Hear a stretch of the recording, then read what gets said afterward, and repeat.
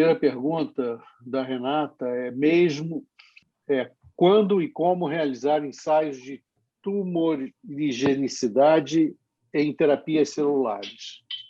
Só complementando aqui também, pessoal, assim, a gente discutiu um pouco ontem, né, sobre eles, e aí, assim, eu queria entender, né, que tipos celulares seriam, vamos dizer assim, teriam um risco maior e que, com certeza, você deve fazer esses ensaios, né? Então, assim, para a gente fazer essa avaliação aí, né, de quais tipos celulares, pela característica, vocês entendem que não necessitaria fazer esse ensaio e quais tipos, teoricamente, seria obrigatório de fazer esses ensaios? Bom, eu vou começar falando. Eu acho que o tipo celular que mais necessita desse tipo de ensaio certamente são as células pluripotentes, né? Até porque, por definição, elas devem ser capazes de formar teratocarcinomas, pelo menos em animais imunodeficientes. Então, eu acho que a principal preocupação, em termos de tipo celular, seria com esse tipo celular. Agora, existem, né, relatos na literatura, e aí o pessoal que trabalha mais com mesenquimal pode me corrigir, mas de que, em algumas situações, até as próprias células mesenquimais podem, a gente tem visto isso relatado na literatura, né? As próprias células mesenquimais podem favorecer o desenvolvimento de tumores já existentes, né? Então, eu não sei, do meu ponto de vista, eu acho que é algo que deveria se aplicar também a esse tipo celular, mas gostaria de ouvir Rafael, Regina, enfim, Thaís, Adriana, enfim, as outras pessoas que têm experiência de trabalhar com as mesenquimais. Agora, inquestionavelmente, há relatos na literatura, né?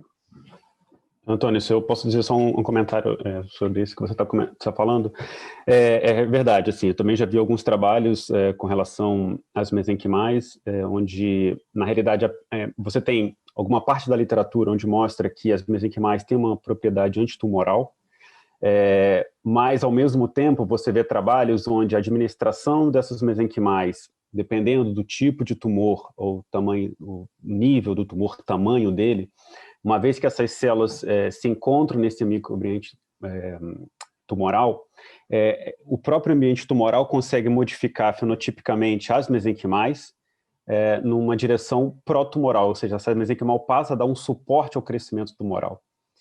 Então, talvez você tenha uma baixa capacidade ou tumorigenicidade.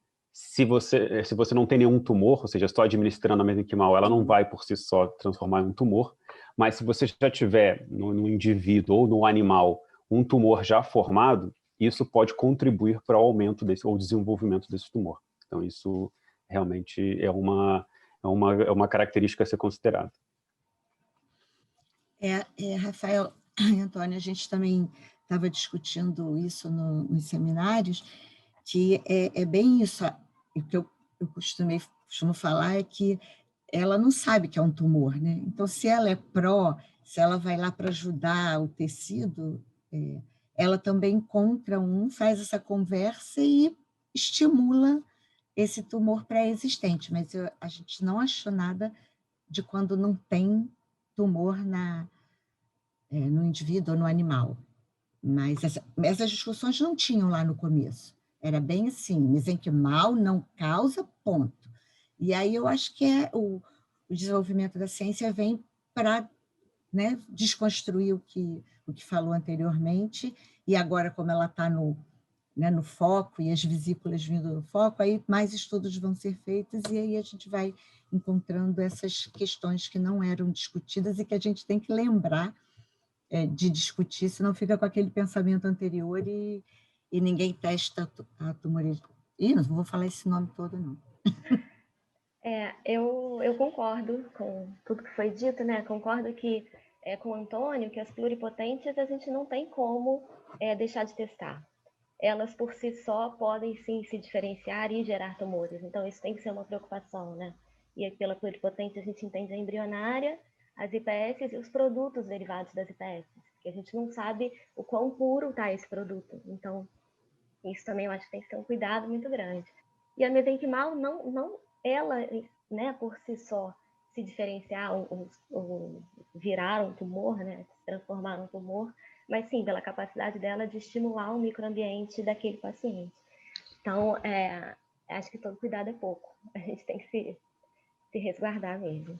O quão difícil, gente, acho que nessa fala, eu acho que também para mim, o quão difícil é fazer um ensaio deste tumorigenicidade. Eu fico imaginando assim, porque assim, é aquilo, né?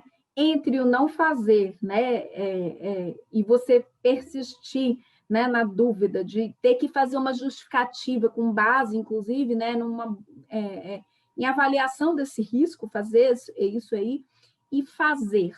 O que é a dificuldade de um ensaio de tumorigenicidade em terapia celular? Você teria que fazer primeiro no modelo animal. Normalmente você vai fazer no modelo animal murino, né? Em termos de tempo de vida, eu acho que não tem comparação, né, com relação a uma terapia celular em humanos. E é assim, quer dizer, eu acho que o Rafael resumiu bem, quer dizer, não é que a célula produza a mesenquimal, não tem nenhuma evidência de que ela produza tumores, mas ela pode estimular já um tumor presente, né, e induzir o crescimento desse tumor.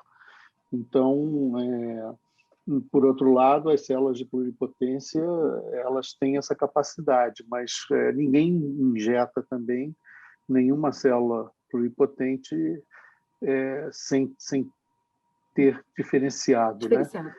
E aí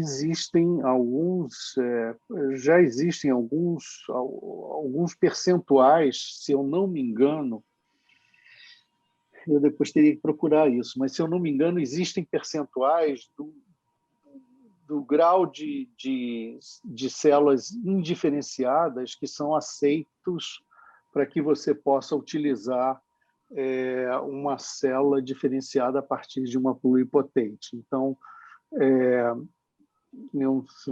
alguma coisa, não sei se era 1% que era aceitável, em que existem evidências de que isso também não em modelos animais, que eu me lembre, que isso não leve à formação de tumores. Mas eu acho que, quer dizer, na minha cabeça, se você for usar uma terapia celular derivada de uma célula de uma célula pluripotente, seja ela embrionária ou de pluripotência induzida, eu acho que os ensaios de tumorigenicidade deveriam ser um item requerido, né? Não é nada, quer dizer, assim, tão difícil, né, de ser feito, mas a outra questão é a seguinte, né, Renata? Se você injeta uma célula de pluripotência induzida ou uma célula tronco embrionária, e vocês aí me corrijam também, os universitários, num animal imunocompetente, você jamais vai ver teratoma.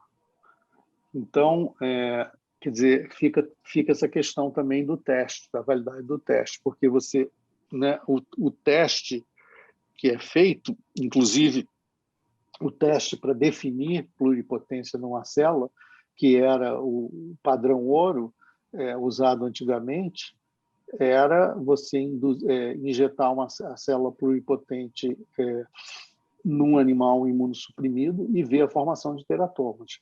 Mas em animais não imunossuprimidos, você não vê isso. Na realidade, o sistema imune do animal destrói essa célula. Então, é uma coisa assim meio... Eu não sei como é que você... Antônio, nesse caso eu poderia usar células animais com modelos animais, ao invés de eu colocar célula humana, no caso? Eu acho Teria que ser uma célula autóloga, né? Se você tiver... depende do contexto do estudo que estão propondo, porque se é para usar IPS autóloga, o que não é muito comum, né? Eles estão indo agora em direção aos bancos de IPS, porque o custo de fazer autólogo é altíssimo, mas se está funcionando com a CAR-T, por que pode ser que venham a fazer com a IPS? Mas se você... Eu acho que os ensaios que as células são eliminadas, se for xenogeneico, com certeza você teria que fazer num animal imunossuprimido. Se for da mesma espécie, aí você vai ter que ver se a linhagem da célula embrionária ou da IPS é da mesma cepa do camundongo. E aí eu não sei se isso é muito comum, né? Não sei se alguém... o mais comum que a gente vê é o uso em animal imunossuprimido mesmo. Mas aí como o teste de pluripotência da célula e não como uma avaliação de tumorigenicidade, né? Voltando para a mesenquimal, Adriana, a gente fez lá no passado, quando a gente migrou para a mesenquimal, eu usei bastante. A gente tinha uma colônia de animais imunossuprimidos, que eram os nudes, e cada uma das células mesenquimais foram colocadas ali na pata, no abdômen, subcutâneo, mas eram autólogas. Você falou agora, eu estou buscando na memória, era gordura autóloga, era de medula autóloga, e a gente nunca viu formação. Mas como o Antônio falou, não sei se é o teste... É simples, mas não sei se é o teste que daria essa resposta que a Renata está colocando. Eu acho que a gente ainda tem uma limitação do teste, porque não deu nada em nenhuma das células, mas também a gente teve dificuldade com as embrionárias. Nesse gancho, gente, só complementando também a fala do Antônio, que mencionou dessa questão de você usar células pluripotentes e aí essa eventual impureza, para mim, eu não sei se seria, eu acho que impureza que seria essas células indiferenciadas, né? Como testar, aí, bem ignorância minha mesmo, como testar a presença, né, dessas células, por exemplo, indiferenciadas? Aí eu faria uma citometria de fluxo e buscaria marcadores específicos para aquela linhagem pluripotente? Fala, Thaís. Sim, essa seria uma abordagem bem simples, fácil de você fazer no seu produto final, antes de injetar no paciente, sem prejuízo para ele, sem demora, né, na entrega desse resultado. E aí você consegue, sim, quantificar e estabelecer a identidade daquele produto que você está injetando no paciente. Então, por citometria seria uma possibilidade, sim, real. Se não me engano, essa foi a escolha do ensaio clínico que fizeram no Japão, utilizando células derivadas de IPS, diferenciadas em células da retina. Então, eles usaram como controle de qualidade, antes de injetar também uma avaliação por citometria, se não me engano. Eu acho lembrar que o Menachê também injetou células, progenitores cardíacos, digamos assim, derivados de PS, e até, na realidade, ele fez de célula-tronco embrionária também, em pacientes na França, né? E ele utilizava para injeção um marcador que, em humanos, não é um marcador de pluripotência, que é SSA1.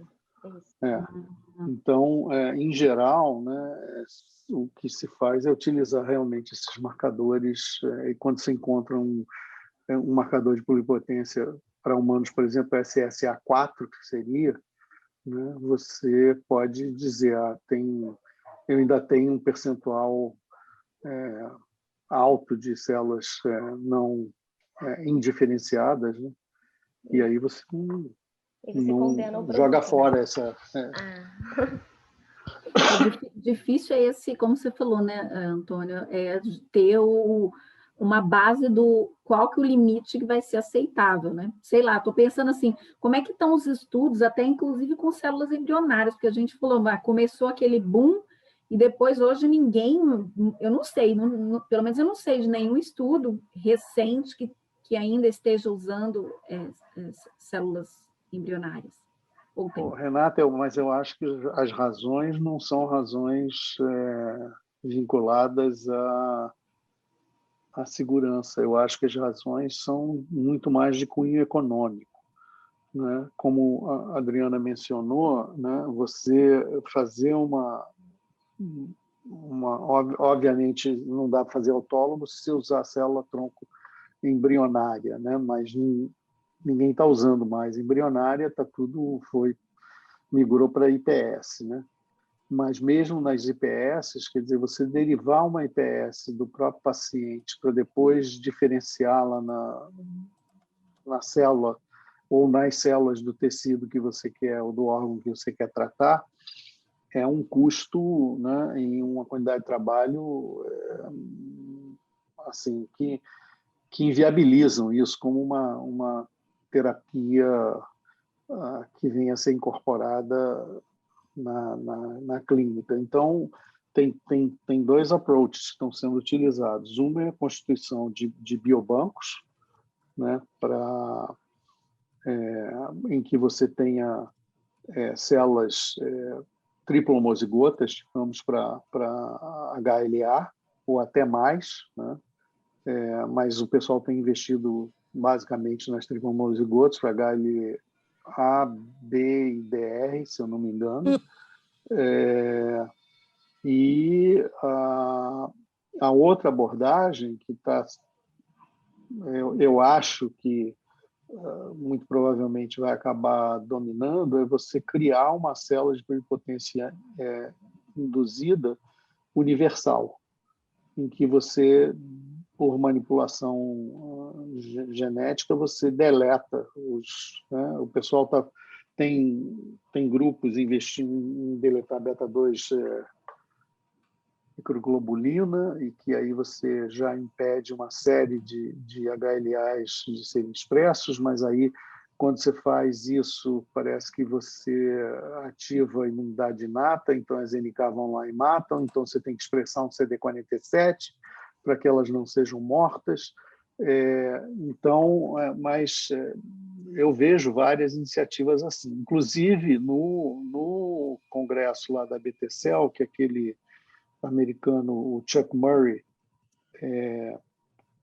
participou.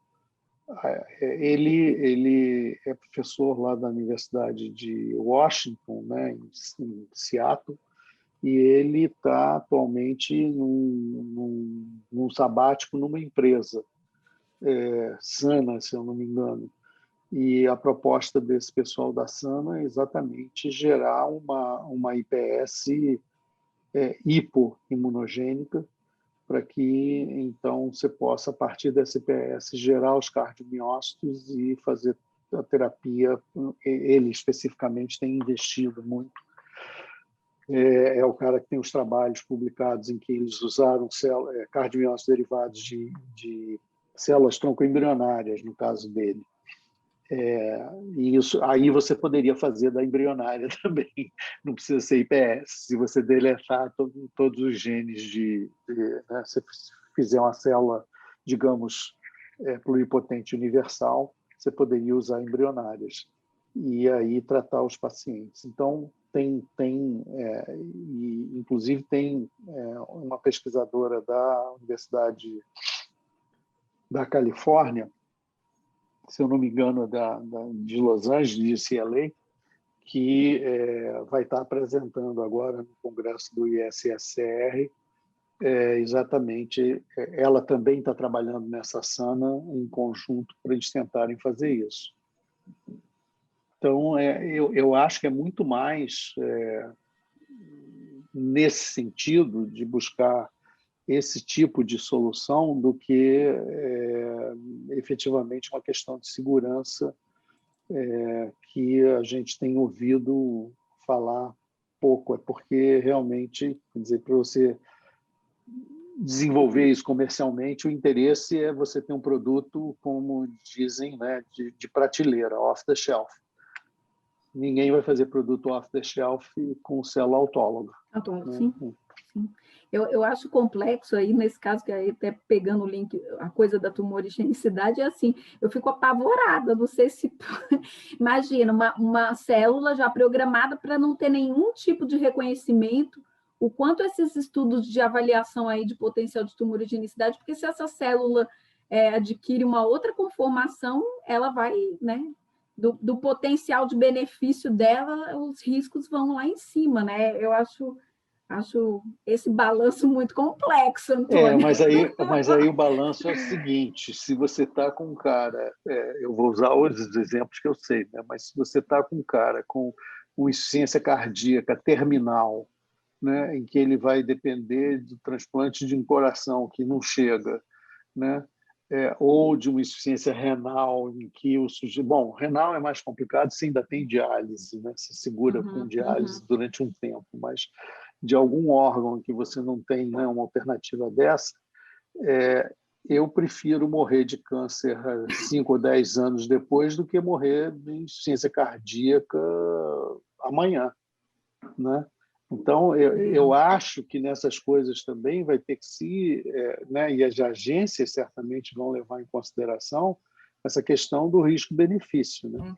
Agora, concordo com você que uma célula dessa que não tem célula do sistema imune que a reconheça e que possa destruí-la.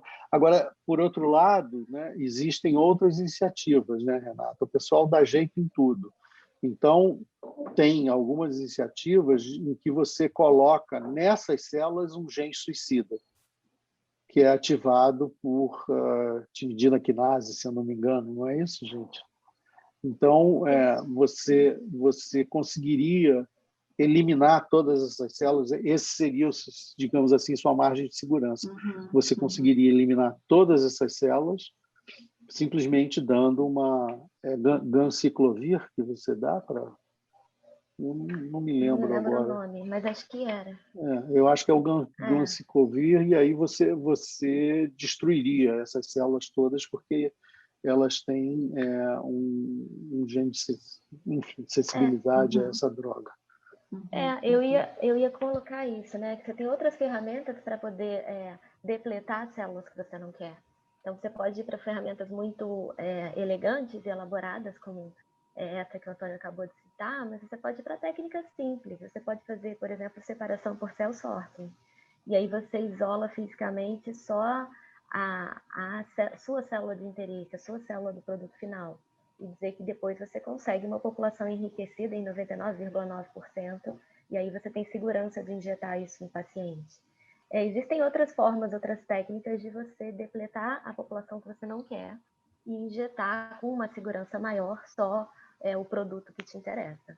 É que eu fiquei pensando nesse caso, Thaís, que assim, a própria célula de interesse, né, na circulação já adquirir, vamos dizer assim, né, esse perfil aí. Então, assim, nesse caso...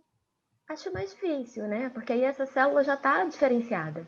Você já está trabalhando com uma célula já diferenciada, já comprometida, aí a probabilidade dela gerar tumor, eu acho que é muito, muito pequena. Acho que a preocupação maior seria, sim, de você colocar uma população mista, onde você tem células indiferenciadas em grande quantidade, misturadas naquela amostra. Mas você tem outras ferramentas de se precaver para que isso não aconteça e que você consiga injetar um produto final mais puro também. Eu acho, Renata, que segurança, né, 100%, a gente não pode garantir, né? Mas é como vocês fazem, né? Uma análise de risco-benefício. Então, e tem maneiras, quer dizer, ainda que você ponha um gene suicida na célula, aí você diz assim, bom, mas essa célula está alterada geneticamente, quer dizer, então isso é mais um motivo para ela poder também se transformar. Então, não tem, eu acho que a gente não tem uma solução que possa dizer assim, não, eu te garanto com 100% de certeza, risco, né? Que o risco é zero, mas eu acho que também não é esse, né? Porque senão a gente não tomaria nem vacina, né? O risco é minimizar, né? Mas, enfim, eu não sei se querem passar. Eu vou passar até aqui para uma aqui do João, aqui para não dizer que não ficar só em cima das minhas. Estudos estruturais ou histológicos podem ser usados em estudos farmacodinâmicos? Como seria isso? Poderiam exemplificar e explicar? João, se quiser complementar. Não, então, é porque foi da aula mesmo, né? E aí foi citado essa questão que os estudos histológicos, estruturais poderiam ser usados. Eu fiquei tentando, eu não tive realmente tempo de pesquisar além, né, do texto, da fala do vídeo. Por isso que eu trouxe essa discussão, porque realmente eu não consegui entender como que a gente poderia fazer, em que situação, estudos farmacodinâmicos utilizando, né, essas questões de estrutura, histologia. Isso mesmo, talvez uma coisa boba para vocês, mas acho que para mim ou para a gente aqui, às vezes, para conseguir ver isso aqui, seria interessante. Adriana, foi você que... Thaís, talvez Regina, talvez eu, né? Então, quando a gente faz a avaliação, né, da farmacodinâmica, está pensando em avaliar o mecanismo de ação daquele produto, qual é a melhor via, qual é a melhor dose, quantas doses são necessárias. Inclusive, só para te ajudar, veio naquela partezinha que fala de engenharia de tecidos. Talvez possa te dar mais luz aí. Então, essas avaliações de farmacodinâmica vêm muito nesse contexto, né? Da gente tentar elucidar qual é o mecanismo de ação do produto, qual é a melhor via de administração, qual é a melhor dose, quantas doses têm que ser administradas. Então, por exemplo, se a gente está falando de mesenquimal e falando que ela tem uma capacidade imunomodulatória, num corte histológico você pode, por exemplo, fazer um corte histológico daquele tecido e avaliar comparativamente num pré-clínico, né? Com a mesenquimal e sem a mesenquimal. A gente reduziu a resposta inflamatória ali? A gente consegue quantificar isso histologicamente? Isso te dá um indício, né? Um embasamento de que tipo de mecanismo de ação está acontecendo ali. O que a minha mesenquimal está fazendo naquele tecido, naquele órgão? Por exemplo, por uma avaliação histológica. Eu acho que é muito nesse sentido, assim, você pensar no mecanismo de ação que aquele produto deve fazer, o que você espera que ele faça, e você faça avaliações comparativas do órgão pensando nisso. Entendi. Não, entendi. A gente usa muito isso, João. Como a Thaís falou, também, por exemplo, a gente usa muito em modelo pré-clínico, né? Isso é no contexto do pré-clínico. Células sempre. que a gente usa um repórter, por exemplo, uma molécula fluorescente, e aí a gente vai olhar, por exemplo, injetou para tratar infarto. Será que ela virou um cardiomiócito? Aí a gente usa a molécula fluorescente como um repórter e marca para uma molécula específica de cardiomiócito. Então, qual é a quantidade de células que se diferenciou no tecido? Ele está integrado, ele não está integrado? Fez conexina, fez gap junctions, não fez? É toda uma questão, porque acho que o efeito da célula, né? Ficou, não. A questão da enxertia é muito importante. E como a gente... a questão da célula é fundamental. Se o efeito não for parácrino, né? É fundamental que haja integração da célula com o tecido. Então, eu acho que é nesse sentido, né? De avaliar a integração estrutural da célula, porque isso é fundamental para exercer função. Entendi. Por exemplo, no coração, você precisa que a célula esteja integrada para ela ajudar na força de contração. Então, se ela estiver andando lá em outro lugar, ela não vai conseguir né, exercer efeito terapêutico. Então, eu acho que essa questão da enxertia, né, que é sempre muito difícil com a célula, com a terapia celular, porque as células somem e tudo. Então, tem muitos estudos, até em primatas, né, naquele trabalho do Chuck Murray, é muito em cima da histologia, da histologia, da presença da célula e o que ela virou ali, como que ela está interagindo com o tecido. É muito nesse sentido. Porque eu acho que o clássico é usar ensaios bioquímicos, né, para fazer a farmacodinâmica, mas para a terapia celular não funciona tão bem, né? A gente fica difícil, porque você depende da célula estar ali atuando junto ao tecido lesado, né, para ela poder exercer o mecanismo de ação. Eu acho aí, Adri, Desculpe, pode falar, Renata. Estou complementando até porque o João comentou que viu especialmente na parte do vídeo que falava de engenharia tecidual, e aí me deu um insight aqui que o quão importante seria um ensaio desse, no sentido assim, você muitas vezes, para alguns produtos de engenharia tecidual, você usa membranas que inclusive já são aprovadas e já são registradas, né, como produtos para a saúde, onde você povoa ali com aquelas células, né, e você daí vai fazer o procedimento cirúrgico. Aí eu fico sempre me questionando, né, o quanto que aquilo vai ser preditivo do resultado da célula em si, da presença da célula naquela membrana ou não, ou quanto, sei lá, só a presença da membrana como uma barreira física ali, que está naquele, né, naquele produto, já é suficiente. Então, acho que fiquei pensando, né, na importância desse estudo num modelo de realmente até de prova de conceito, né, de você dizer que as células ali, naquela matriz, estão desempenhando o potencial que ela se propõe, né? Renata, isso é interessante. Desculpa, Regina, porque a gente, sempre que você adiciona alguma coisa junto com a célula, e a gente teve essa experiência no coração com matrigel, que é uma matriz solúvel, né, que a gente usava, ela em temperatura, ela gelada fica bem fluida, e aí quando ela entra em temperatura ambiente, ela começa a ficar mais, a fazer um gel. E aí, o que acontecia era que quando você injetava o matrigel sozinho no coração, aquilo criava uma estabilidade na cicatriz do infarto e sozinho já tinha um efeito. Então, a gente começou a ver os trabalhos usando como placebo, né, o veículo, que é o placebo correto dos estudos, mas essa questão da matriz sozinha poder ter um efeito, dependendo do contexto do modelo da doença, acho que é uma coisa que de fato é real, pode acontecer. Né? A gente já viu isso descrito em modelo pré-clínico. Desculpa, Regina. Isso inclusive... Desculpe. É porque foi muita coincidência, era exatamente o que a Adriana falou, porque a gente lá atrás, mas lá atrás mesmo, acho que antes de muito de vocês, vocês que eu digo, Thaís e Adriana, com esse desaparecimento da célula, a gente fez essa coisa com o matrigel que a gente tinha, né? E a gente, aí mais recentemente, acho que foi ano passado, que a gente publicou também o ácido hialurônico com a célula gordurosa. Então, assim, o ácido hialurônico fazia o papel, mas quando tinha célula, ele ficava mais tempo, a célula ficava mais tempo, ou tinha uma regeneração na pele maior. Então, tem isso mesmo, Renata, que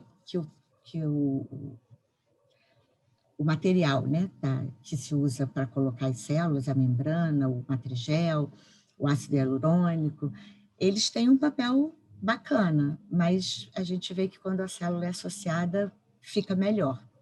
Então, eu acho que é meio nesse caminho aí. Tem uma pergunta aqui... Eu queria até, Renatinha, só para aproveitar a fala da Adriana, foi uma fala muito, muito, muito assertiva aí de vocês todos, e aproveitar para o curso mesmo, assim, porque nós vamos ouvir muito e ler muitos guias, artigos científicos, que vai, nesse campo da terapia celular, gênica e tudo, vai se usar muitos termos, né, farmacocinética, farmacodinâmica, biodistribuição, e que a gente vai remeter a estudos clássicos, né, então eu acho que essa fala da Adriana foi bem interessante, porque você agora, principalmente terapia celular, engenharia de tecidos, talvez gênica, a gente vai ter que fazer essa leitura, buscar, né, como é que o desenvolvedor e como é que a ciência, os cientistas estão trabalhando nessas conceituais, né, de dinâmica, de cinética, aplicados a esses produtos. Então, isso é uma coisa que fica alerta para a gente, que está muito acostumado, né, na regulação, aí, que usa esses conceitos para a gente fazer essa transposição, que é muito importante, para a gente conseguir ler um guia, um artigo e fazer essa conexão. Né? Então, nesse sentido. Mas entendi direitinho como é que foi a ideia do histologia. Obrigado. Tem uma pergunta aqui da Fabiana, gente. Até quantas passagens pode-se ou deve-se utilizar as células para a terapia? Todos os controles de qualidade devem ser feitos em todas as passagens? Alguém? Então, a gente conversou sobre isso ontem, né, Renata, na discussão, que todo mundo tem clareza, né, então, tanto eu, o Rafael, a Fernanda, que tem que ser com o menor número de passagens possível, mas não está batido, eu não sei lá do IPS se já tem, mas assim, não tem batido o martelo, que a gente tem que ir até tantas passagens. Eu lembro que a Fernanda colocou assim, a gente vai até 7, assim, no sofrimento, quando precisa atingir um número maior de células. E isso é uma coisa que precisa ser muito regulamentada, porque quando precisa do produto, e se ele for o número de células necessárias precisar de uma expansão muito grande, ou porque a célula tem uma proliferação não muito boa, então, quando você tem que esticar muito para conseguir o número de células para o paciente, aí não é legal, mas não está batido. Você fica ali, vamos ficar na 5ª passagem, no caso da mesenquimal, eu acho que não precisa fazer em todas as passagens, não precisa fazer, é o que eu acho. Porque, afinal de contas, você está pensando em ficar ali de 4 a 7 passagens, mas a gente quer sempre menos. O menos significa que essa célula precisa proliferar muito para você realmente ter uma quantidade.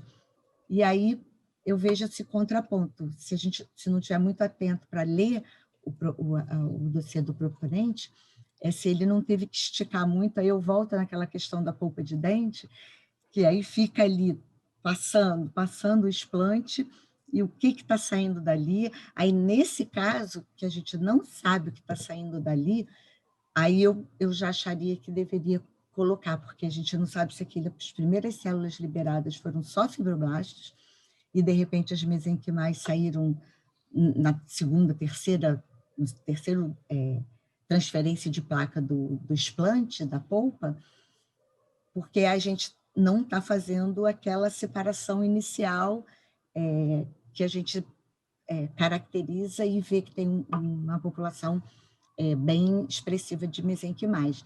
Então, o explante é que causa esse meu temor da gente não caracterizar, porque ela está saindo livremente, então pode sair a célula que está mais fácil de sair dali, que é realmente como o Alfredo, só para não confundir com o Antônio, que o Alfredo colocou ontem, né? Uma massinha de várias coisas, e aí o que está saindo ali, a gente tem que... Aí eu acho que deveria caracterizar nas passagens, nas transferências do explante. Regina, só nessa sua fala, uma coisa que eu também queria entender, que eu acho que tem muito a ver com a questão da passagem, que é a duplicação, aqueles ensaios que se fazem para, né? Eu não sei, esqueci o nome, gente. É o PDT. Pronto. Population Doubling Time. Population Doubling Time. O que é a utilidade dele para compreender isso? Porque eu acho que um correlaciona com o outro, né? Uhum. Não, a utilidade é justamente avaliar e fazer uma curva de em quanto tempo essa célula duplica, quanto tempo aquela cultura dobra a sua população. E isso significa que se ela dobra, em uma velocidade maior, ou pelo menos numa velocidade boa, a gente terá um número de células sem ter que fazer muitas passagens. E aí levar essas células, às vezes, para a senescência. Porque a da medula, por exemplo, a nossa experiência da medula humana é que ela demora um pouquinho. Porque, de novo, é o que a gente falou, né? As células gostam de estar juntinhas. Quando você bota poucas células numa placa maior, elas não têm o PDT diminui, ela duplica muito devagar. Mas se você consegue que ela tenha uma duplicação boa, você já sabe que em pouco tempo você terá uma quantidade de células, porque quando é animal, a gente tem um raciocínio, né? Quando é o não clínico. Mas quando a gente pensa no humano, eu fico muito preocupada das pessoas esticarem essa duplicação aí, não dizer para a gente o quanto que ela está proliferando, quanto tempo ficou em cada passagem, quais foram os dias. Aí eu levei 10 dias para que a célula chegasse a 80% de confluência, isso é muito. E aí você começa a esticar a célula, e aí ela para de liberar os fatores, né? Diminui no mínimo, ela envelhece, acontece igual a gente mesmo, velho, a gente já não dá conta das coisas. Tem um número Regina, mágico de desculpa, PDT? Renato, posso só fazer um comentário rápido? Desculpa. Desculpa, Thaís, também, que agora que eu vi que você também ia falar. Mas é rápido, é só para complementar uma coisa. Com relação a essa questão do quanto à passagem de célula, né? Então, é exatamente isso que a Regina falou. Só para complementar, é a ideia também de que você, dependendo do tipo celular, e principalmente, até mesmo dentro da mesenquimal, né? Então, você tem uma mesenquimal da medula óssea, uma mesenquimal tecido adiposo, ela tem um doubling diferente, ela tem uma estabilidade genética diferente. Então, até mesmo se você pegar uma IPS e diferenciar depois ela numa mesenquimal, ela vai ter uma estabilidade, um doubling talvez diferente.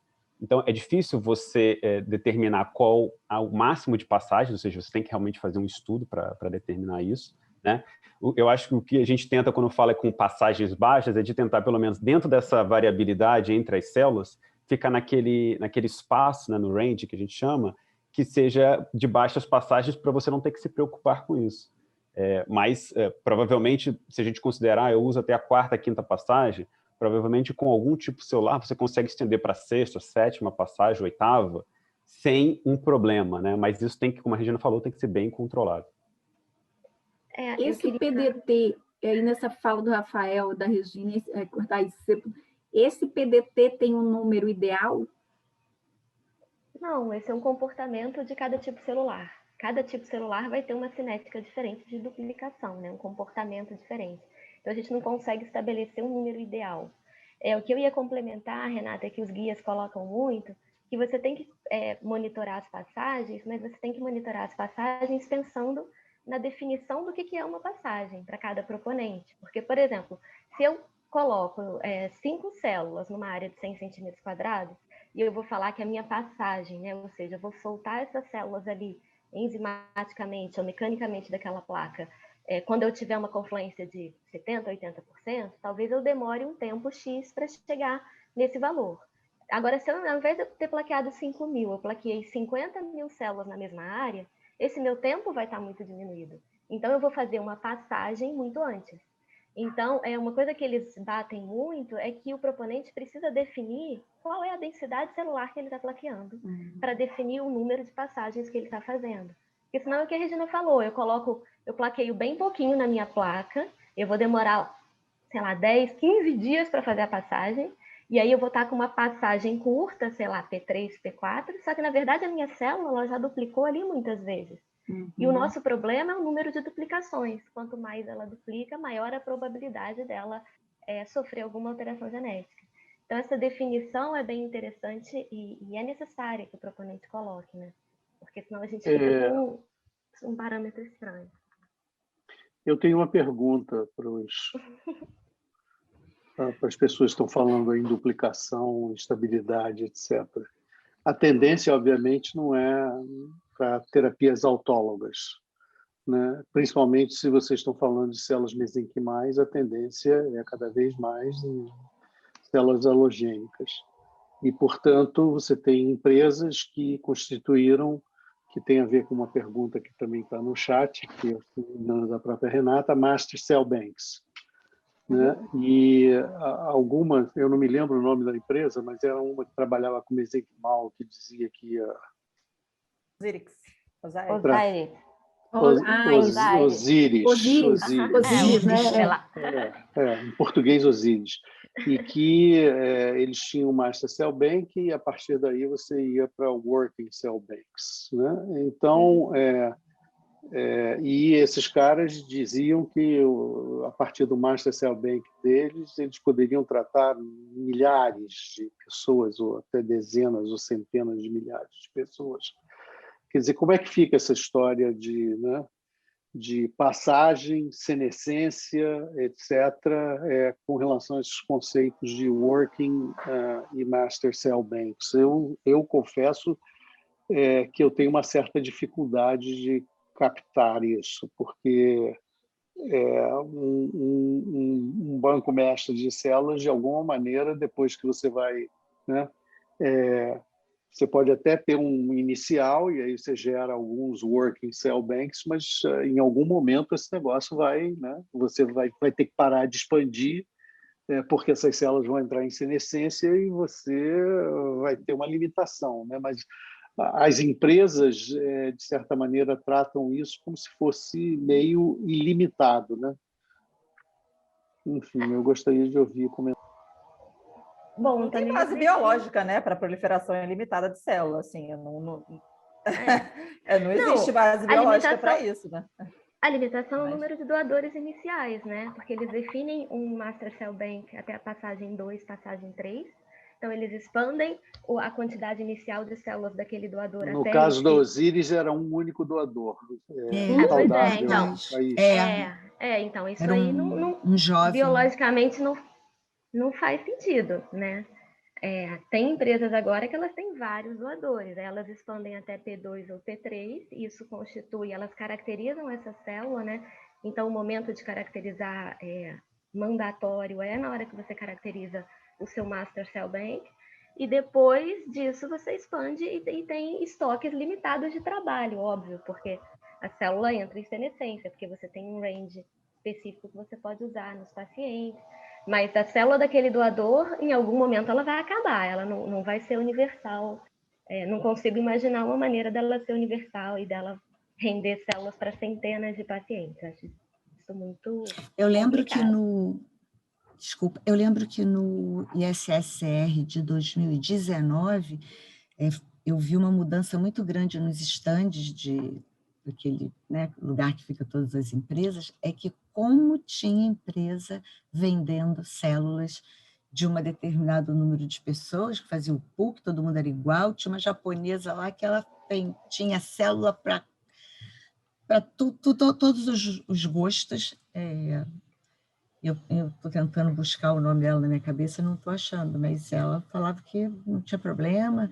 Eu falava, como é que você tem o controle, né, desse número de doadores para fazer um pool? Não, tudo controlado. E era assim, foi uma coisa que me chamou muita atenção, porque houve esse shift de empresas vendendo, né, placa, garrafa, para vários estandes vendendo células para você fazer o que você quiser no país, manda, faz o chip, e é tudo célula boa. Tudo célula boa. Bom. Sim, mas em teoria é possível. Eu não sei qual é a posição das agências regulatórias, nem assim, nunca vi. Mas, em teoria, é possível você imortalizar uma célula dessas. A gente usa células imortalizadas em pesquisa o tempo inteiro. Mas né? aí, Tony, você vai imortalizar a célula do banco mestre de célula, mas não é ela que você vai usar no final, né? Acho que a questão é essa, né? Você vai fazer isso num processo, por exemplo, inclusive de fabricação de um vetor viral, né? Ela vai ser aquela plataforma, e aí, no final, os controles devem mostrar que ela não está, né, nesse produto. Então, agora, você se propor a ter um banco mestre de células que vão ser o produto para a terapia, aí eu acho que realmente as limitações são muito maiores, né? Tem uma pergunta aqui, gente, também, que acho que aqui a Regina ia responder. Como avaliar a biodistribuição das células em ensaios clínicos, né, por exemplo? Você fez uma pegadinha comigo, porque você era a primeira pergunta, eu saí para pegar uma água, voltei, você estava aqui nessa primeira pergunta, que não era a primeira. Então, uma das formas, Renata, é conjugar essa célula com radioisótopo. A gente fez isso bastante com as células mononucleares, e aí você injeta, no caso nosso que tinha aqui é o tecnécio, e ele tem até 24 horas, você consegue ver no paciente para onde a célula foi. Até aquela, que eu dei um exemplo ontem, que não era doença de Chagas, cirrose, doenças neurológicas, e acabou que os dentistas estavam vendo uma melhora na boca, e quando mostrou a imagem do paciente, estava marcado também na região dos dentes. Existem alguns radioisótopos, e particularmente lá no HU, a professora Bianca padronizou também como marcar a célula mesenquimal. ela tinha uma experiência com leucócitos, aí passou para as mononucleares, e ela, então, fez uma padronização para a marcação de células mesenquimais quando isso acontecesse nos pacientes. Então, tem essa possibilidade de fazer esse rastreio, faz o PET e ver para onde essas células foram. Mas isso, na realidade, mostra, quer dizer, te dá uma visão, não é, como Regina disse, se você usar a TecNet, no máximo de 24, 48 horas.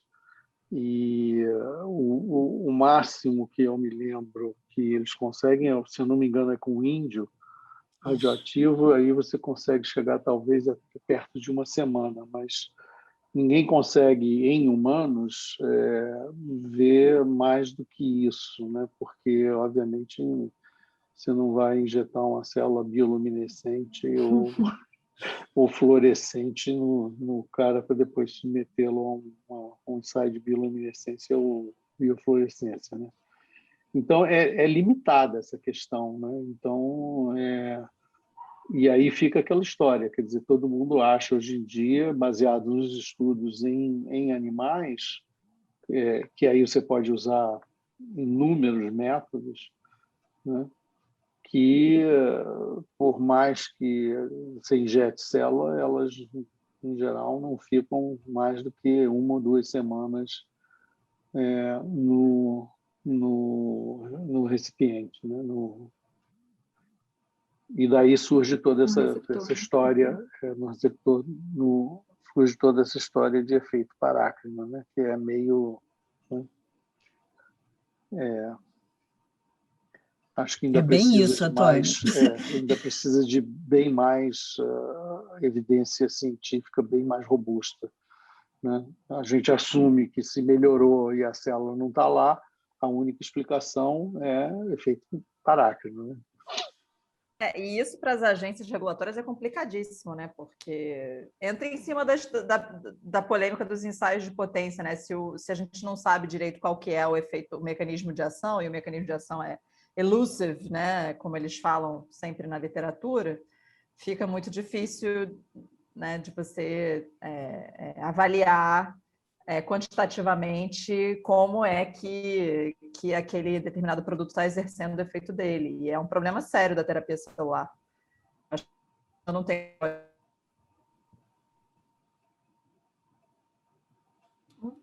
Gente, não sei, acho que a Adriana falhou para mim, pelo menos. Para mim também falhou, achei que era o meu. Eu acho que pegando o gancho da potência, né? Que ela... melhorou? Eu posso... Isso, eu só estava dizendo que... Melhorou agora? Sim. Não, eu só estava dizendo que essa questão do mecanismo parácrino, né, que a literatura trata como um mecanismo da terapia celular, e que a gente não sabe direito o que é, nem quais citocinas estão envolvidas, que a célula, quais os estímulos para liberar. É tudo uma... Está falhando, ainda... Adriana, tua conexão está ruim. Depois eu falo. Desliga a imagem e fala. Não, depois eu falo, daqui a pouco eu falo, continue. Porque já está chegando na potência, já está. Eu estou doida para chegar na potência, gente. Bom, deixa eu passar então aqui. Tem aqui... quais elementos considerados do João, né? Quais elementos considerados críticos num processo de cultivo de células de mamíferos? Pergunta básica, gente, mas mais para a gente compreender, assim, porque é uma coisa que fico na dúvida sempre, assim, o que vocês consideram pontos críticos de controle, o que a gente deve observar quando está analisando, né, esse tipo de ideias sobre e processos aí de cultivo de células de mamíferos. Vou ver se alguém fala. Você quer dizer do ponto de vista regulatório, João? De qualidade mesmo. O que vocês observam? Que elementos que precisam? O que vocês acham que tem que controlar? Coisa básica mesmo, porque para conhecer porque eu acho que é importante para a gente ler muito isso. Às vezes vai ler lá um controle, mas assim, será que a gente entende a base? Como é que funciona esses cultivos e tal? Isso é isso mesmo, é base mesmo. Eu acho que primeiro todos os reagentes usados têm que ser certificados, né, para para uso em humanos, com boas práticas de fabricação, né? Não dá para aceitar nada que não seja assim, né? A outra questão, né, que a gente debateu durante muito tempo com vocês, até Renata participou várias vezes dessas reuniões que a gente fazia durante os congressos da BTCel, com relação à célula mesenquimal, era a questão de utilização, por exemplo, de soro bovino, né, que a gente tinha, né, e a gente até chegou a um acordo que a gente poderia utilizar desde que fosse, né, um soro certificado, e aí você, nas últimas 3 passagens, ou enfim, nas últimas passagens da célula, você retiraria, né, qualquer reagente animal e passaria por um plasma rico em plaquetas, que foi, né, ou até soro autólogo humano, né? Mas aí você também tem as limitações. Eu acho que atualmente você já tem, as empresas já desenvolveram reagentes em que te permite cultivar essas células ao longo de todo o caminho, né, em condições com reagentes que não são de origem animal e com meios bem definidos, né, e sem necessidade, eu entendo até que você não precise mais usar, né, nenhum soro fetal bovino, ainda que possa ser certificado. A questão é que o custo disso, né, aumenta exponencialmente, né? Mas, enfim, eu sinceramente não tenho acompanhado, e eu acho que isso se aplica muito a essas células mesenquimais. Eu não tenho muito acompanhado mais a literatura de célula mesenquimal. Então, não sei se Rafael, Regina, A Thaís também quer falar. Então, vamos deixar ela, senão alguém tem que tipo assim, eu imagino que deve ter alguma coisa assim muito de relação às estabilidades genéticas, vocês falaram bastante sobre isso, né? A variabilidade também, né? Às vezes linhagem, essas coisas assim que eu vejo que você pega uma bactéria, é coisa mais diferente, sei lá, pelo menos na minha visão aqui, né? Talvez isso, mais ou menos isso a ideia.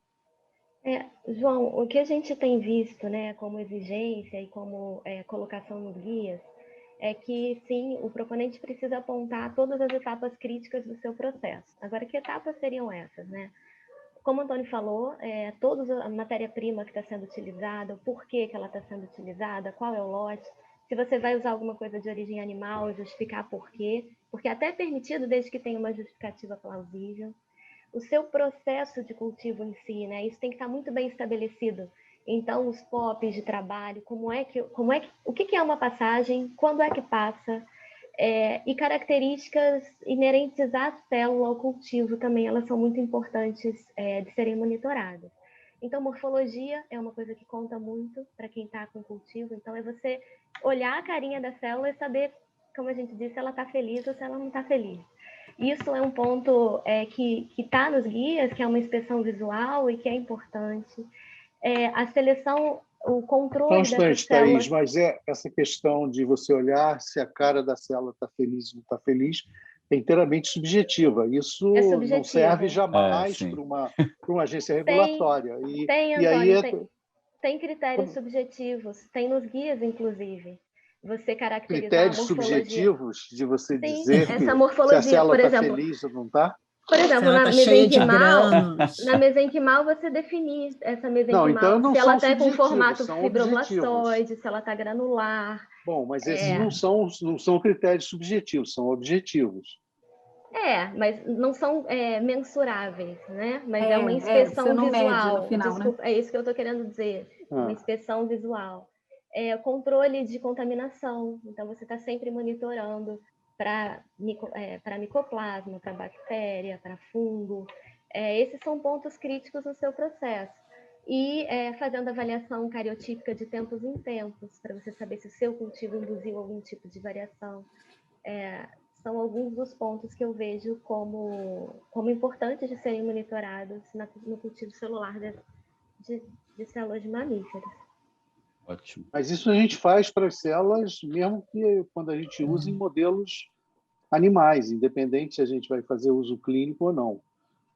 Esse tipo de controle de cariótipo, né? Isso a gente coloca em todos os artigos que a gente faz de modelos animais. Eu não acho que isso, quer dizer, de certa maneira,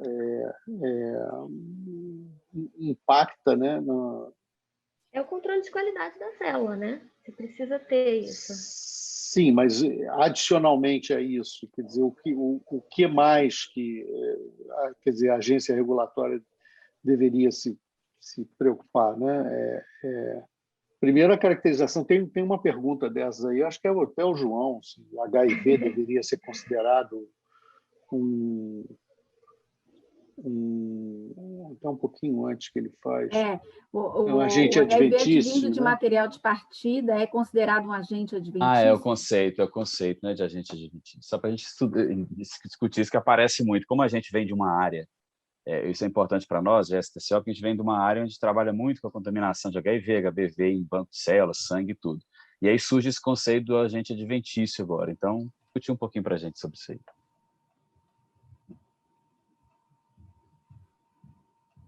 Vai, Thaís. Tá bom. João, a primeira coisa que eu acho muito difícil num produto de terapia celular é a gente conseguir passar com um material de partida HIV positivo. A não ser que a gente esteja pensando numa terapia autóloga. Mas fora isso, fora esse contexto, não acho que a gente usaria, né? Que isso seria um problema que vocês encontrariam. E, conceitualmente, eu acho que sim, ele é considerado um agente adventício, sim. Mas eu não vejo na prática vocês enfrentando esse problema. Não sei se alguém vê isso de outra forma. Eu acho que esse material de partida de cara, ele seria recusado. Já seria eliminado. Não, então, é porque eu queria, na verdade, uma discussão assim. Por exemplo, a gente vê muito isso na indústria de biológicas, agentes adventícios, né? Você está usando, sei lá. Então, eles se preocupam muito com aqueles vírus porcino, vírus, né, que vem das matérias-primas, dos insumos. Até na tripsina, no exatamente. Então, isso entra muito.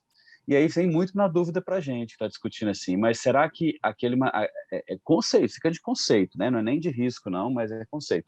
Aquele material de partida que vem de uma célula do doador, vamos pegar o exemplo do autólogo. Conceitualmente, a gente pode chamar também de um vírus, de um material, de uma contaminação adventício ou não? Ou isso é uma contaminação do material? É mais o conceito mesmo, né? Do ponto de vista, se vocês viram isso, esse tipo de situação, porque eu sei que discutem muito isso. E aí você vai ver, por exemplo, nos guias, aparece muito isso, controle do vírus, da contaminação de contaminantes adventícios. Eu falei, gente, mas será que quando eles estão falando isso aqui, eles também estão remetendo à possibilidade de material de partida? É só para a gente, quando ler com mais qualidade esses guias, né? Eu posso estudar um pouco melhor para te responder isso, João, mas assim, o meu entendimento é que sim, que seria um agente adventício, sim. Mas eu preciso estudar mais para te dar certeza se o meu entendimento de fato está correto. Tá bom, ótimo. Que é como você falou, né? Uma contaminação vinda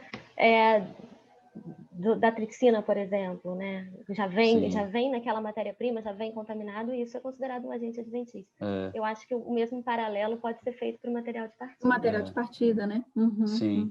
Eles falam também, tipo assim, contaminações de produção, que eles falam, quando você é uma contaminação introduzida na produção, né? Tem muito a ver com isso, né? Entendi. Mas aí seria, de repente, o próprio operador contaminando a cultura. Sim. Né? E aí isso seria num controle de processos. Isso também pode... Mas aí eu acho que já fica... O operador contaminar a cultura com HIV, acho que já é... Não, com HIV não, né, Adriana? Não, HIV... É que ele está Seria uma perguntando... lambança. O HIV vai ser difícil. Do HIV, né? Não, gente, mas o HIV foi só um... O HIV foi um exemplo. Foi um exemplo, né? Eu quis dizer assim, para impactar, né? Aquela célula que vem, ele poderia ser considerado nesse conceito, mas não é o caso, não. É só para mesmo exemplificar. Eu Só para provocar um pouquinho essa questão dos, por exemplo, vírus intracelulares como o citomegalovírus, né? Teria chance dele, né? Claro, eu acho que toda a testagem do material de partida já é obrigatória, é fundamental, mas teria chance, que a gente sabe que, por exemplo, hoje a prevalência aí de citomegalovírus na gente é 80%, né? Teria possibilidade da reativação de citomegalovírus nos processos de cultivo celular? Eu não sei. Não sei responder. Eu deixo para os universitários. Renata, se tem possibilidade de reativação, eu não sei. Porque ele é um vírus intracelular, né, João? Pois me ajuda aí, João. Isso, é. Mas a questão do citomegalovírus é uma questão assim, bem crítica, por exemplo, para a geração a gente discutiu isso, né, com o pessoal daquela iniciativa global do Gates, né? E a gente chegou a falar com alguém vinculado, eu acho que era da Fujifilm, mas aí volta para a questão do material de partida, né? Uma das questões que a gente levantou quando estava discutindo a questão do banco de IPS para terapia aqui no Brasil era exatamente esse. Como é que você consegue, né, um material de partida que não esteja contaminado com citomegalo, né? E a gente chegou a conversar com pessoas de empresas e eles estavam dizendo que idealmente eles estavam fazendo screening para citomegalo e que o ideal é que realmente eles conseguissem material de partida livre, né, de citomegalovírus. Então, eu não sei te responder se pode ser reativado ou não, mas a impressão que eu tenho é que, em termos de empresas, pelo menos para esses biobancos de IPS, eles querem um material livre disso. E, como você disse, isso aumenta muito a dificuldade, né? Porque o percentual de pessoas contaminadas com citomegalo assim, altíssimo, né? Altíssimo, né? Então, você tem um doador de material de partida IgM sem ter IgG negativo em citomegalovírus é super complexo, né? Gente, só uma questão também, agora aproveitando essa ideia, assim, uma dúvida que parece para a gente. Vocês têm experiência no cultivo celular, por exemplo, se tiver uma reativação desse tipo, desse vírus, ou um outro vírus intracelular, na hora de fazer a cultura, essa multiplicação e reativação, também não prejudicaria a própria qualidade da cultura, por exemplo? O crescimento viral ali poderia e às vezes ia detectar pela própria morte celular, sei lá, alguma coisa assim. Será que isso é uma viagem que estou fazendo aqui agora? Não sei se isso, do ponto de vista técnico, é pertinente. Mas será que a ativação desses vírus numa cultura, porque eu vou multiplicar muitas vezes e tal, eu não vou reativar também os mecanismos de lise celular, dependendo do vírus ou coisa assim, ou não tem nada a ver isso? Eu poderia ter, sei lá, prejudicar a qualidade da minha cultura. E aí eu pararia o processo. Entende? Uma coisa assim? Eu às vezes fico pensando que às vezes poderia ter isso. Teria um impacto na própria cultura da célula, isso, né, João? Isso pode acontecer sim, João. Às vezes a gente está fazendo a cultura e aí ela não está indo para frente, a gente já está acostumado com aquele tipo de célula. As meninas devem lembrar que se estiver com micoplasma e numa quantidade maior, que a gente meio que, é uma coisa que me incomoda muito, é que todo mundo está achando que ter micoplasma na cultura, já que não tem jeito, porque a maioria, 99% das culturas tem micoplasma, e aí virou normal só por causa disso, mas eu acho que não, a gente, lá no laboratório, fez esse caminho muito bom, que foi controlar, porque às vezes você vê que a cultura não vai, tem alguma coisa ali que está travando. Então, eu não sei exatamente do citomegalovírus, mas eu acho que se ele estiver ali reativado, ele vai impactar na célula, no mínimo, imediatamente, se olhar que ela não está duplicando, que ela está cheia de grânulos, a gente também pode ver a membrana, a gente sabe, aí ficou essa terminologia, que ela não está feliz, e célula que não está feliz não é para continuar tentando para ela ficar feliz, não. Descarta logo, porque tem alguma coisa ali travando. Eu acho que não é uma viagem sua, não, é uma coisa que a gente vê.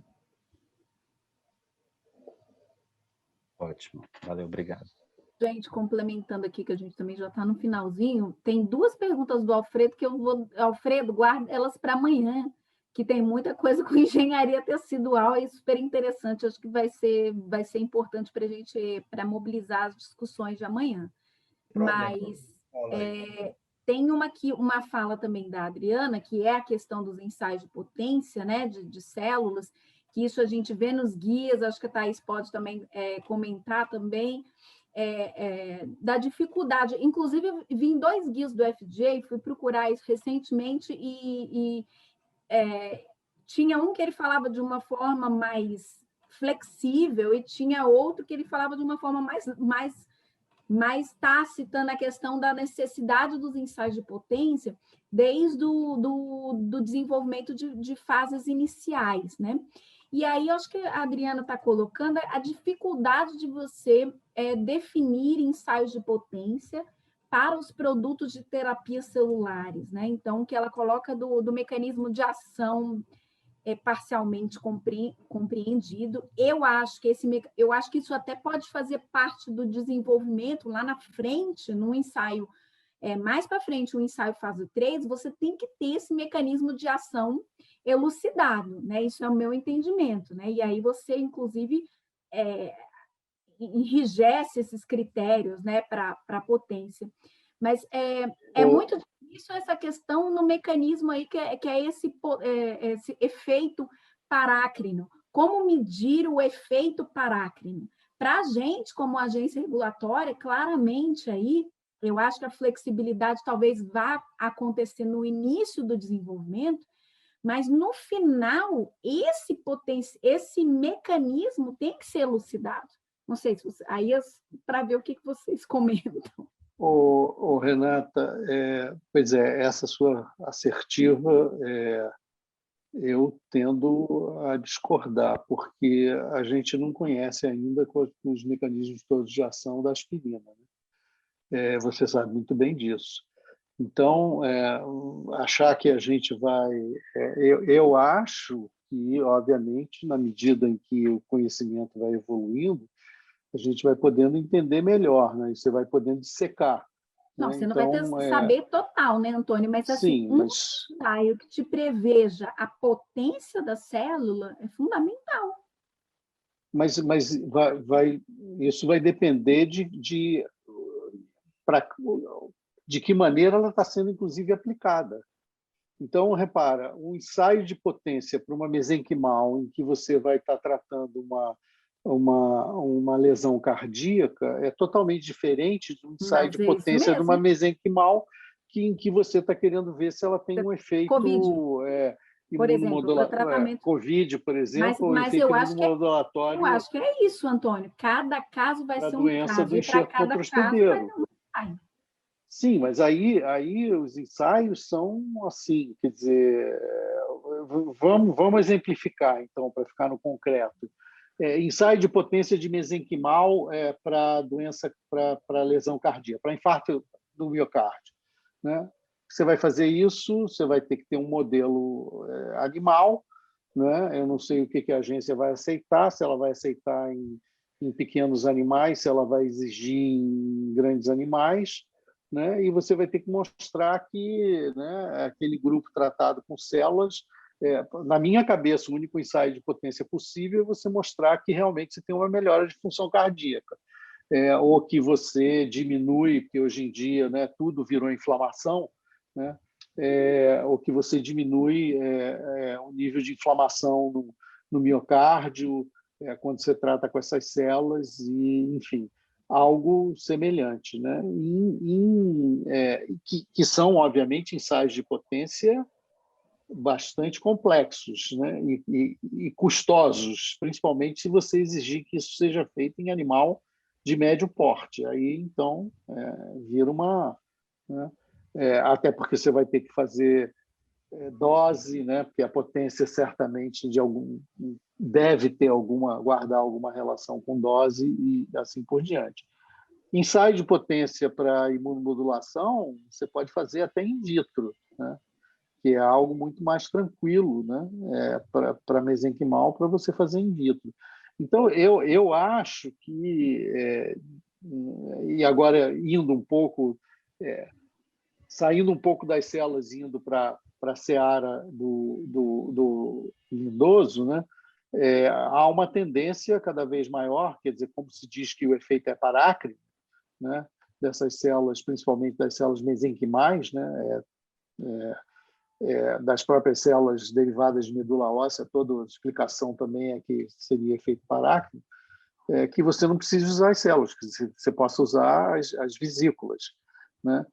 E aí o teu mecanismo de ação pode ser, você examina qual é o conteúdo das vesículas, você vê o que tem lá dentro, se é microRNA, se é RNA mensageiro, quais são os tipos, quais são as proteínas, e você pode tentar depois mimetizar isso usando essas coisas isoladamente. Só que a tendência, né, de certa maneira, achar que o conjunto da obra é mais importante do que os fatores isolados, que você não vai ter, você não vai conseguir reproduzir o mesmo grau de efeito com isso. Então, aí fica... É uma coisa muito distinta, né, de você utilizar uma substância química bem definida, onde você pode, né, caracterizar isso de uma maneira bastante precisa. Eu acho que a gente pode até, né, e tem, eu fiquei até impressionado nesse último congresso agora da ISCT, o que tem de gente na Europa trabalhando com microvesícula e direcionando essas microvesículas, inclusive para tumores, e utilizando modificações, né, na célula que produz, para que você tenha um endereçamento, né, disso muito mais preciso. Mas eu continuo achando, quer dizer, se você vai usar uma célula inteira, né, os ensaios de potência, primeiro, serão muito variáveis, segundo, é o que a Adriana, de certa maneira, levantou. É muito difícil você definir um ensaio de potência bastante objetivo se você não conhece o mecanismo de ação da célula, né? E se você fica dizendo, não, é parácrino, e parácrino é a mesma coisa que você ficar agitando suas mãos e não dizer nada, né? Mas por isso que eu acho ainda, né? É parácrino, mas esse efeito, pelo menos um deles tem que ser elucidado. Não sei, Thaís, quer comentar aí? Eu estava... A gente sempre discute sobre isso, né? Assim, o que é a potência? A gente tem que cobrar ensaio de potência desde o começo ou não? Como é que isso funciona, né? O FDA tem um guia só para ensaio de potência para produtos de terapia celular, onde ele coloca que o sugerido é que o pesquisador, o proponente, ele já apresente uma série de ensaios de potência, não somente um, porque justamente nesse caso onde o mecanismo de ação ainda não é totalmente conhecido. Esse ensaio ele não precisa estar validado, ele não precisa estar com uma robustez muito grande nos primeiros passos, mas que ele vá permitindo que o pesquisador tenha uma série de características que ele possa analisar referente àquele produto, e conforme o desenvolvimento desse produto vai avançando, ele vai conseguindo eliminar alguns ensaios e falar, não, isso aqui realmente não era esse mecanismo, não é por aqui, e conseguindo aperfeiçoar outros. Para que quando ele chegue no fase 3, que é mandatório ter um ensaio de potência, ele já teve esse ensaio amadurecido durante todo o processo de desenvolvimento. Então, ele não começou já sabendo o que era, né? Inibe proliferação, estimula a angiogênese, sei lá o que ele imaginava no começo. E no final ele já consegue ter um raciocínio um pouco mais linear. Eu acho que os guias falam um pouco nessa direção, assim, de você começar de uma maneira bem aberta os seus critérios inclusive, como é que você vai quantificar, se você não sabe nem qual é o mecanismo. Então, no começo você não tem nem um range de quantificação, mas depois você vai conseguindo aprimorar isso, estudar de acordo com o desenvolvimento do produto, para no final você ter alguma coisa. Porque se você, por exemplo, mesenquimal para COVID, a gente faz um ensaio para mesenquimal para COVID sem nenhum ensaio de potência, zero, porque eu não sei qual é o mecanismo de ação. Mas eu tenho uma ideia de que o mecanismo de ação seja via sistema imune. Então, eu posso traçar ali alguns ensaios in vitro, como o próprio Antônio falou, para ir avaliando isso durante o desenvolvimento do processo, para quando chegar lá no fase 3, eu conseguir definir um único ensaio, e talvez esse ensaio seja simples, seja, sei lá, um ensaio de PCR para uma determinada enzima que inibe proliferação, e aí eu quantifico isso, como os canadenses estavam fazendo, a gente viu sobre isso na BT-Cell. Esses ensaios podem ficar menos complexos se você já começar com uma gama maior, é isso que eles defendem, e eles são complementares, né? Você não necessariamente tem um ensaio de potência único.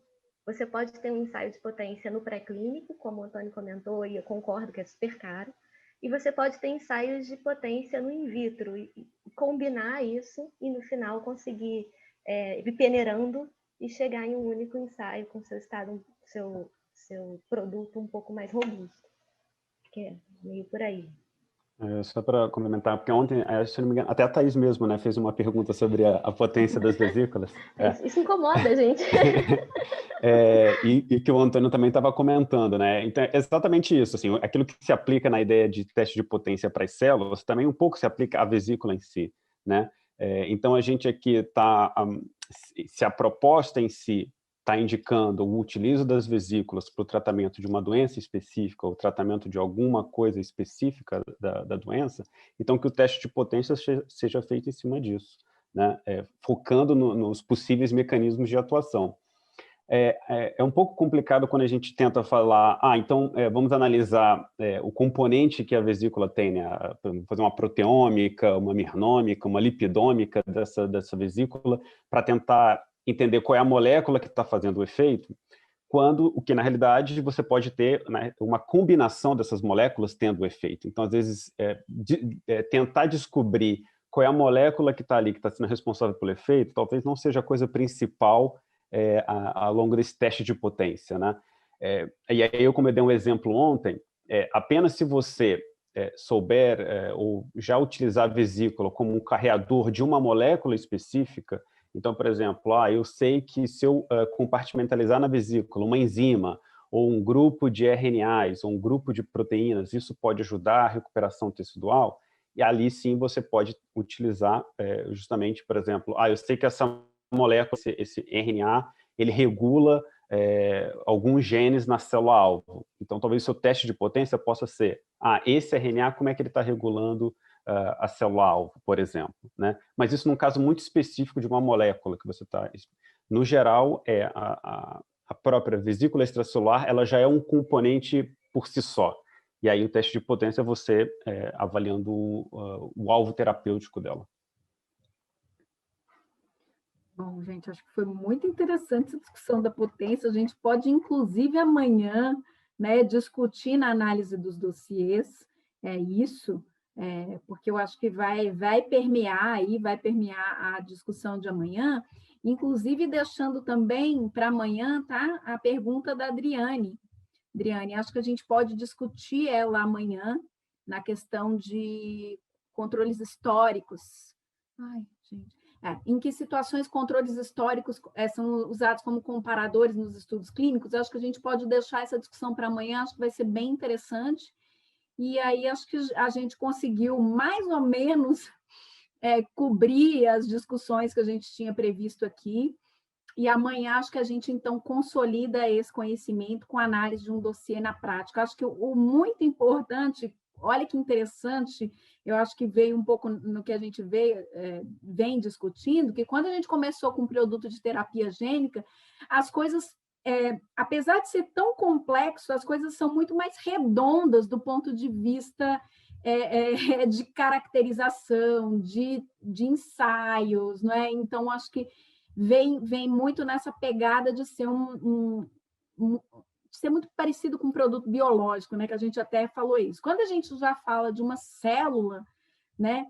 Onde você tem uma bomba, né? Eu acho que a complexidade é essa, né? A gente está colocando não um produto definido lá, porque a célula ela vai alterar as suas características, ela pode se influenciar pelo microambiente, as vesículas também são mini bombinhas, né?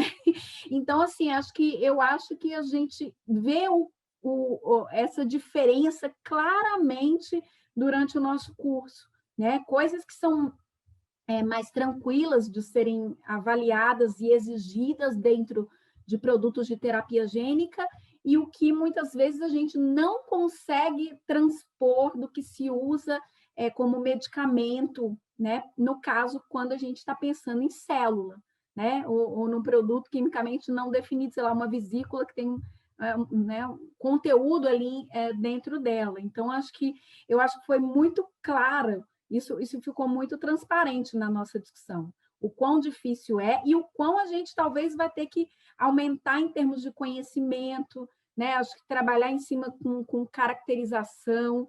Eu acho que isso vão ser esses novos desafios, e a gente vê, inclusive, eu fiz a pergunta aí antes, né?